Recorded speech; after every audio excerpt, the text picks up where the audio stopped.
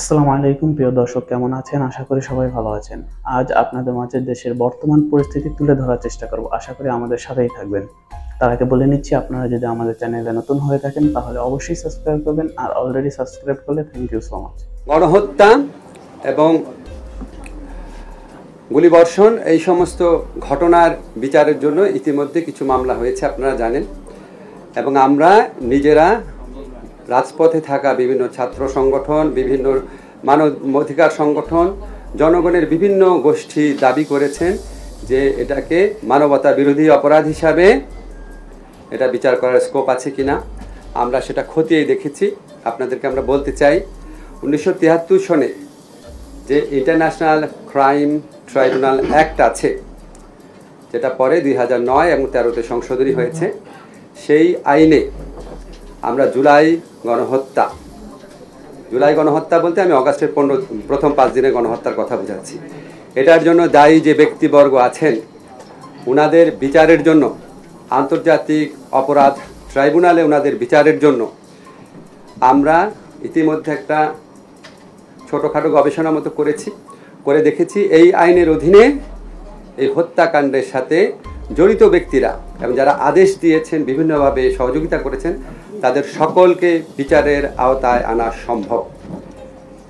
এবং আমরা এই আন্তর্জাতিক অপরাধ ট্রাইব্যুনাল, এখানে আপনারা জানেন একটা ইনভেস্টিগেশন এজেন্সি আছে, একটা প্রসিকিউশন টিম আছে, এগুলিকে আমরা রিঅর্গানাইজ করার চেষ্টা করছি। আদালতটা একটু পরে করব। আর এই ইনভেস্টিগেশনের ক্ষেত্রে এটা আমরা জাতিসংঘের তত্ত্বাবধানে করার চেষ্টা করছি। জাতিসংঘ থেকে আমাদের বারবার সহযোগিতার আশ্বাস দেওয়া হয়েছে।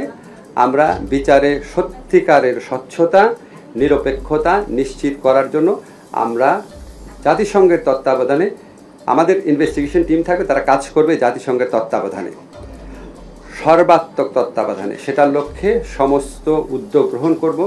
ইতিমধ্যে এখানে জাতিসংঘের যে আবাসিক প্রতিনিধি আছে ওনার সাথে আমরা মিটিং করব, ডিসিশন নিয়েছি, ডেট ঠিক হয় নাই, সহযোগিতা চাবো। এছাড়া আমাদের আরও উচ্চ পর্যায় থেকে জাতিসংঘের বিভিন্ন কনসার্ন এজেন্সি আছে, ওনাদের সাথে যোগাযোগ করা হবে, আমরা করব। আমরা আশা করছি দ্রুত আমরা এটা শুরু করতে পারবো। এই হচ্ছে আমার বক্তব্য। আপনাদের কোনো প্রশ্ন আছে কিনা?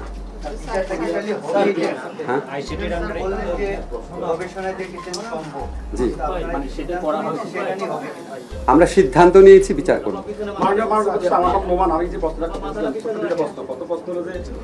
বিভিন্ন মানবাধিকার সংগঠন এর বিচারটা হেঁটে ইন্টারন্যাশনাল করছে, বাংলাদেশ সেই অনুসারও করছে সেই সনদে। সেখানে কি এই বিচারের উদ্যোগ নেওয়া সম্ভব কিনা প্রথম প্রশ্ন। দ্বিতীয় প্রশ্ন হলো, বাংলাদেশের আয়নাগরের মধ্যে অসংখ্য আয়নাগর তৈরি হয়েছিল সারা দেশে গত 15 বছরে। সেই আয়নাগরের দ্বারা ক্ষতিগ্রস্ত পরিবার এবং ক্ষতিগ্রস্ত ব্যক্তিদের আপনার বিচারের প্রতিকারের ব্যবস্থা করবেন। আচ্ছা, প্রথম প্রশ্ন হচ্ছে, আমরা রোম স্ট্যাটিউট, যেটার বলে আন্তর্জাতিক ইন্টারন্যাশনাল ক্রিমিনাল কোড স্ট্যাবলিশ হয়েছে, আমরা রোম স্ট্যাটিউটের র্যাটিফাইং কান্ট্রি, অর্থাৎ সদস্য রাষ্ট্র। কিন্তু আপনি আন্তর্জাতিক অপরাধ আদালতে তখনই যেতে পারবেন যদি আপনি নিজস্ব অপরাধ আদালতে এটার বিচার করতে আনউইলিং, অনিচ্ছুক বা আনএবল, অসমর্থ হন। আমরা তো অসমর্থ না। আমরা এই বিচারটা করা যায় নাকি সেই ব্যাপারে আমরা বদ্ধপরিকর, এবং এই বিচারের আওতায় সর্বোচ্চ পর্যায়ে, বিগত সরকারের সর্বোচ্চ পর্যায়ে ব্যক্তিদের সংশ্লিষ্টতা খতিয়ে দেখে ওনাদেরও বিচার করা সম্ভব বলে এটা আমরা মনে করছি। ভিকটিম পরিবারের ন্যায় বিচার পাওয়ার সবচেয়ে বড় একটা স্কোপ তৈরি হয়েছে। আপনারা জানেন আমাদের পুলিশ প্রশাসনকে কিভাবে ব্যবহার করা হয়েছে, আমাদের মন্ত্রীরা পুলিশ প্রশাসনকে কিভাবে ব্যবহার করেছে, আমাদের মন্ত্রী এবং রাজনৈতিক দলের নেতারা ছাত্র সংগঠন, ছাত্রলীগের মতো ঐতিহ্যবাহী একটা সংগঠন, বাংলাদেশের স্বাধীনতা সংগ্রামে অন্যতম ভূমিকা রাখা সংগঠন, সেই সংগঠনকে কী ধরনের সন্ত্রাসী কাজে ব্যবহার করেছে। এখন আমরা শুধুমাত্র পুলিশ ছাত্রলীগের অপরাধ দেখলে তো হবে না। যাদের কমান্ড ছিল, যাদের আদেশ নির্দেশে তারা করেছে, সে সর্বোচ্চ পর্যায়ে ব্যক্তিও যদি হয় সেটাও এই আইনের আওতায় বিচার করা সম্ভব। যেই জন্য আমরা মনে করছি অপেক্ষাকৃত দ্রুততর সময়ে এই ঘটনার জন্য, এই হত্যাকাণ্ডের জন্য দায়ী, বারবার আমি বলছি, ক্ষমতার সর্বোচ্চ কেন্দ্র থাকা ব্যক্তিদেরও বিচার সম্ভব দেখে আমরা মনে করছি এই আইনের অধীনে ন্যায় বিচার, মানুষের বুকের ক্ষত, মানুষের আহাজারি। আমরা যখন এখনও, আপনারা সবাই জানেন, আমরা এখনও যখন এই মুগ্ধের ছবিটা দেখি, আবু সাঈদের ঘটনাগুলো দেখি, আমি আর বলতে চাই না, এগুলি এখনও আমাদের বুকে হাহাকার করে ওঠে। তো ওনাদের সবার এই ন্যায় বিচার নিশ্চিত করার জন্য শুধু যে পুলিশ বা ছাত্রলীগের যারা হুকুম পালন করেছে তাদের বিচার না, এটার সাথে জড়িত সবার বিচার এই আইনের আওতায় আনা সম্ভব।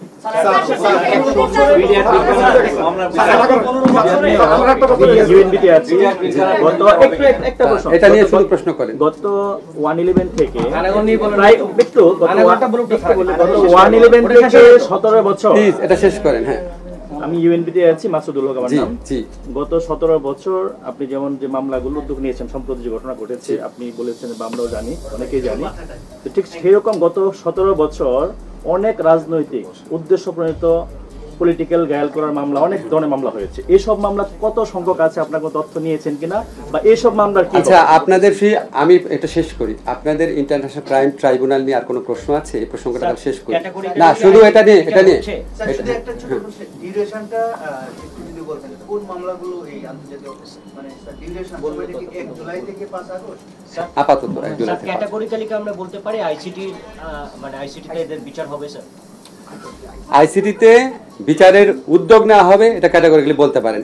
ক্যাটাগরিক্যালি বলতে পারেন এই আইসিটি যে আন্তর্জাতিক অপরাধ ট্রাইব্যুনাল আছে, এই বিচারের আওতায় আমাদের সাবেক সরকার প্রধান সহ অন্য যারা জড়িত থাকার অভিযোগ রয়েছে, যাদের আদেশ নির্দেশ থাকার অভিযোগ রয়েছে, আমরা পত্রপত্রিকায় দেখেছি, কিছু মন্ত্রীর নাম দেখেছি, সর্বোচ্চ পর্যায়ে আমরা এখানে কোনো ছাড় দিব না। যদি এখানে আমাদের বিদায়ী সরকারের প্রধানমন্ত্রী সহ অন্যদেরও যদি কমান্ড রেসপন্সিবিলিটি থাকে, আমরা সেটা পর্যন্ত খতিয়ে দেব। আমরা তো প্রথম করব। আমি তো আপনাদের ধরেন এত কিছু উত্তর দিতে পারবো না এখনই। আমরা বিচারের উদ্যোগ নিব, তারপরে ওইটা হচ্ছে পরের প্রশ্ন, সেটা আমরা খতিয়ে দেখব। ট্রাইব্যুনালের বিষয়ে একটা বিষয়, সেটা হচ্ছে আমরা বিগত সময় যখন ট্রাইব্যুনাল গঠন হলো এবং বিচার প্রক্রিয়া শুরু হলো, তখন আন্তর্জাতিক মানে আসামি পক্ষ দেখা গেছে যে আন্তর্জাতিক বিচার লয়ারদেরকে আনার জন্য চেষ্টা করছে। ঢাকা বিমানবন্দর পর্যন্ত এসেছে, তাদেরকে ফেরত দেওয়া হচ্ছে। আপনার প্রশ্ন বুঝেছি, ওনারা এরকম ফেরত দেবেন কিনা? আমি তো আপনার প্রশ্ন বুঝেছি। আমরা কাউকে বাধা দিব না। আমাদের যারা এই বিচার কার্য শুরু হলে একদম অনেক আগাম কথা বলে দিচ্ছি, প্রথমে তো ইনভেস্টিগেশন, তারপরে হচ্ছে প্রসিকিউশন। বিচার কার্য শুরু হলে আসামি যারা থাকবেন তারা পৃথিবীর যে কোনো প্রান্ত থেকে, মানে বাংলাদেশে আসার মতো মানে আন্তর্জাতিক সম্পর্ক কোনো দেশের নাই, আপনারা জানেন। তো যাদের আপনার যেমন ইসরায়েলি নাগরিকরা আসতে পারে কিনা আমি শিওর না, বাট যারা অন্য যে কোনো দেশের যারা আসতে চান আইনজীবী হিসাবে এই জুলাই হত্যাকাণ্ডে জড়িত ব্যক্তিদের পক্ষে আমরা তাদের কোনো বাধা দিব না। আমি কিন্তু বলছিলাম ইন্ডিপেন্ডেন্ট উত্তর পাইনি ভাই, 17 বছরের মামলা। মাসুদ ভাই একটা এই প্রশ্ন তো শেষ, এটা শেষ। শুনেন, আমরা তো আইনাখর বলছি, আমরা তো অগ্রাধিকার ভিত্তিতে যাব। আপনারা তো জানেন একটা বিচার কার্য কত জটিল বিষয়। আমাদের প্রথম প্রায়োরিটি হচ্ছে জুলাই হত্যাকাণ্ডের বিচারের উদ্যোগ। সেকেন্ড প্রায়োরিটি হচ্ছে এই যে আপনাদের গায়েবী মামলা হয়েছিল, অবিশ্বাস্য সব মামলা, যেগুলি আপনারা সাংবাদিকরা যেগুলি উদ্ঘাটন করেছেন, আপনারা সাংবাদিকরা প্রমাণ করে দিয়েছেন গায়েবী মামলা আপনাদের রিপোর্টে, কিন্তু আনফর্চুনেটলি আমাদের বিচার বিভাগের চোখে পড়ে নাই। কেন পড়েনি আমি খুব অবাক হতাম। আল্লাহ আমাকে সুযোগ দিয়েছে এটা জানার, চেষ্টা করার জানার। অবশ্যই আমরা গায়েবী মামলা প্রত্যাহার সহ মিথ্যা ষড়যন্ত্র মামলা যা হয়েছে পরের স্টেপে আমরা দেখব। আপনি আয়নাঘরের ব্যাপারে যেটা বলেছেন, আয়নাঘরের ব্যাপারে যে ভিকটিমদের ইয়ে করা, আপনার হেল্প করা, সাহায্য দেওয়া বলেছেন, ভিকটিমদেরকে আইনগত প্রতিকার দেওয়া, এটার সাথে আরেকটা যুক্ত আছে যে আপনার সারা দেশের কোর্টগুলোতে আয়নাঘরটা শেষ করেন। প্রশ্নটা কি ছিল? আয়নাঘর যেটা আছে সেখানে তো অনেক লোক ক্ষতিগ্রস্ত হয়েছে, অনেক ভিকটিম মারা গেছে, অনেকে গুমের শিকার হয়েছে। শোনেন একটা জিনিস বলি, আয়নাঘরে যারা গুমের শিকার হয়েছেন তাদেরও স্কোপ রয়েছে, তাদেরও আইসিটিতে আসার, ইন্টারন্যাশনাল ক্রাইম ট্রাইব্যুনালে আসার স্কোপ তাদের রয়েছে। আপনারা মনে রাখবেন এই ট্রাইব্যুনালে যে কোনো ব্যক্তি মামলা করতে পারে, এমনকি স্টেটও মামলা করতে পারে। ওনারা এনফোর্স ডিসঅ্যাপিয়ারেন্স বা গুমের মামলা করতে পারেন, এবং গুমও আপনার এখানে মানবতা বিরোধী অপরাধে যে ডেফিনেশন আছে সেটার মধ্যে গুম নামক অপরাধও অন্তর্ভুক্ত। ওনারা করতে পারেন, অথবা পরে স্টেটের পক্ষ থেকে আমরা উদ্যোগ নিতে পারি। এটা নিয়ে আমরা সিরিয়াসলি ভাবি নাই। আমরা প্রথম জুলাই হত্যাকাণ্ডের ব্যাপারে জোর দিচ্ছি, ওইটা অত্যন্ত গুরুত্বপূর্ণ। কোনোভাবেই আমি এটাকে খাটো করে দেখছি না। অবশ্যই এই ব্যাপারে ভিকটিম পরিবারের যে কেউ আমাদের হেল্প চাইলে আমরা সর্বাত্মকভাবে হেল্প করব। হলো যে আপনার হত্যাকাণ্ডের কথা বললেন, এর আগে যে অর্থ পাচার, দুর্নীতি, এটা নিয়ে আমরা 1 ইউনিয়নের সময় দেখেছিলাম যে বিশেষভাবে তাদের বিচার হয়েছিল। তো এক্ষেত্রে বিশেষ কোনো ব্যবস্থা নেবেন কিনা, কিংবা ঢালাওভাবে তো অনেক করা যাবে না, অনেকে বলছে ট্রুথ কমিশন বা রিকনসিলিয়েশন এরকম করা হবে। ইন্টেনশন ওয়াইজ যদি বলেন, প্রিন্সিপাল ওয়াইজ যদি বলেন, অবশ্যই আমাদের ইন্টেনশন আছে, আমাদের প্রিন্সিপাল রয়েছে যে কোনো অপরাধের বিচার করব। আমার দেশের সম্পদ, আমার দেশের ব্যাংক লুটপাট করে নিয়ে যাবে, এটা তো আমার আপনার টাকা, এটা তো আপনার সাবেক সরকারের মন্ত্রীদের টাকা না, জনগণের টাকা যারা নিয়ে গেছে তাদের অর্থ ফেরত আনার ব্যবস্থা করা, তাদের বিচারের সম্মুখীন করার জন্য যতটুকু করা দরকার অবশ্যই আমরা করব। জি, লুটপাটের বিষয়টা যেহেতু আসলে একটা বিষয় আপনি এর আগেও কাজ করেছেন, বিদ্যুৎ ও জ্বালানির একটি বিশেষ আইন রয়েছে, সেটি বাতিল করবেন কিনা, এর অধীনে যে অন্যায় বা দুর্নীতি হয়েছে সেগুলো কি করবেন? দেখেন ভাই, এটা তো আমার মন্ত্রণালয়ের বিষয় না। আপনি থ্যাংক ইউ, আপনি এটা বলেছেন। আমাদের তো মানে জাস্ট কাজ শুরু করলাম।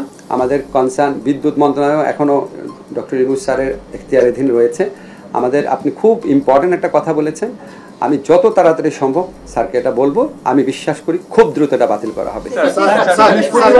কতগুলো মামলা প্রত্যাহার করবেন এবং 31 আগস্টের মধ্যে কতগুলো মামলা প্রত্যাহার করবেন, আপনাদের কাছে এই সংখ্যাটা আছে কিনা? আর দ্বিতীয় প্রশ্ন হচ্ছে স্যার, আগামীকালকে জাতীয়ভাবে শোক দিবস পালন হবে কিনা? ছুটি আপনি প্রথম লয়ের ব্যাপারটা আলোচনা করেন। আপনি যেটা বলেছেন এটা প্রশ্ন আমি উত্তর আবার দিয়েছি, এটা আমি দিব না। আপনার প্রশ্নের উত্তর শুনতে হবে। আমি বলেছি কত তারিখের মধ্যে কতগুলো করব। কতগুলো মামলা এটা বলেন? মানে সারা দেশে কতগুলো মামলা এই মুহূর্তে আপনাকে বলতে পারছি না। আমাদের ফিগার আছে, আমি তো এটা ইয়ে করে আসি না। সব মামলা ঠিক আছে, সব মামলা 1 জুলাই থেকে 5 আগস্ট পর্যন্ত ছাত্র জনতার আন্দোলনে অংশ নেয়া এখানে যারা আছে, যাদের বিরুদ্ধে হয়রানি মামলা হচ্ছে, সমস্ত মামলা প্রত্যাহার করা হবে। ঢাকা শহরে আমি আপনাদের কনফার্ম করছি না, যতগুলো মামলা আছে, নাম্বার আছে, সব প্রত্যাহার করা হবে বৃহস্পতিবারের মধ্যে। সারা দেশে সব প্রত্যাহার করা হবে 31 আগস্টের মধ্যে। এখন আমি কেন এগুলি টাইমলাইন দিয়ে দিই জানেন? যেন আমাদের উপর চাপ থাকে, ঠিক আছে? এখন হয়তো শেষ পর্যন্ত ফেল করলাম, কিন্তু আমাদের যেন সবসময় মনে থাকে, পুরা দেশবাসীর কাছে এটা বলেছি, নিজেকে নিজে একটা দায়বদ্ধতার মধ্যে রাখার চেষ্টা করছি। গণমাধ্যম এবং সামাজিক যোগাযোগ মাধ্যম নিয়ন্ত্রণের জন্য সাইবার সিকিউরিটি অ্যাক্টের যে আমি বুঝেছি, শোনেন, আমি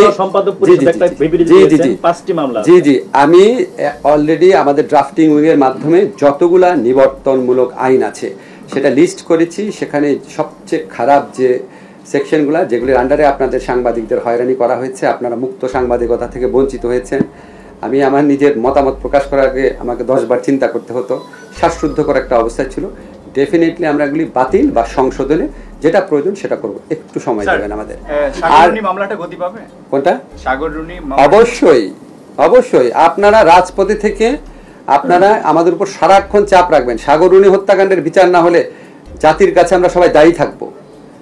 আমি বিশ্বাস করতে পারি না যে এরকম একটা ফার্স করা হয়েছে, এরকম একটা নির্মম হত্যাকাণ্ড নিয়ে। অবশ্যই হবে। 111-এর সময় স্যার, 111-এর পরে স্যার খালেদা জিয়ার বিরুদ্ধে 19টা মামলা হয়েছিল, আর শেখ হাসিনার বিরুদ্ধে 8টা মামলা হয়েছিল। জি স্যার, আমি এই ব্যাপারে বুঝেছি। আমি এই ব্যাপারে এখনো স্টাডি করি নাই, আমি স্টাডি না করে বলবো না। আমাদের প্রিন্সিপালটা মনে রেখে, নীতিটা মনে রেখে, যে কারো বিরুদ্ধে, এটা বেগম খালেদা জিয়া নাকি অন্য কেউ, এটা আমাদের দেখার বিষয় না, যে কারো বিরুদ্ধে মিথ্যা ষড়যন্ত্রমূলক মামলা হয়েছে সেখানে আমাদের প্রতিকার দেওয়ার যা স্কোপ আছে আমরা করব। আর যারা আপনার মামলা থেকে নিজেদেরকে দায় মুক্তি দিয়েছেন রাষ্ট্রীয় ক্ষমতার সুযোগ নিয়ে, সেটা সঠিকভাবে দিয়েছেন কিনা অবশ্যই আমরা খতিয়ে দেখবো। এটা হচ্ছে আমাদের প্রিন্সিপাল। এটা পরের প্রশ্ন। কনস্টিটিউশন সংশোধনের অনেক দাবি আছে, এটা আমরা এখন আপনাকে আনসার করতে পারবো না, এটা আমার এখতিয়ারাধীন বিষয় না। আমরা উপদেষ্টা পরিষদে আলোচনা করব, কিন্তু আমরা এই সংবিধান সংশোধনের যে দাবি আছে এটা সম্পর্কে আমরা অ্যাওয়্যার আছি, উপযুক্ত সময় আলাপ করবো এটা নিয়ে। প্রিয় দর্শক, ভিডিও সম্পর্কে আপনাদের মতামত কমেন্ট বক্সে জানাবেন। ভিডিওটি ভালো লাগলে অবশ্যই লাইক, কমেন্ট ও শেয়ার করবেন এবং পরবর্তী ভিডিও পেতে চ্যানেলটি অবশ্যই সাবস্ক্রাইব করবেন। ধন্যবাদ সবাইকে। আসসালামু আলাইকুম।